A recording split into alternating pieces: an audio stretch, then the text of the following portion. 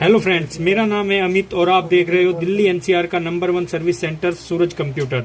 आज ही हमारे पास एप्पल का लैपटॉप आया है जिसका मॉडल है 1534 A1534।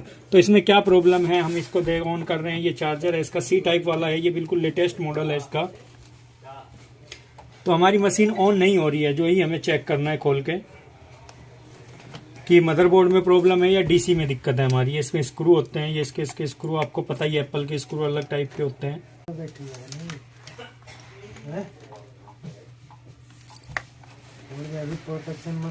आप देखोगे इसका मदरबोर्ड है, कितना छोटा सा कॉम्पैक्ट इसका मदरबोर्ड बनाया हुआ है। पूरे में बैटरी लगाई हुई है।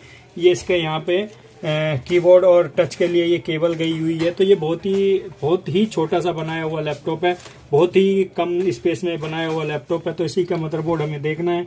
इसमें आप देखोगे सब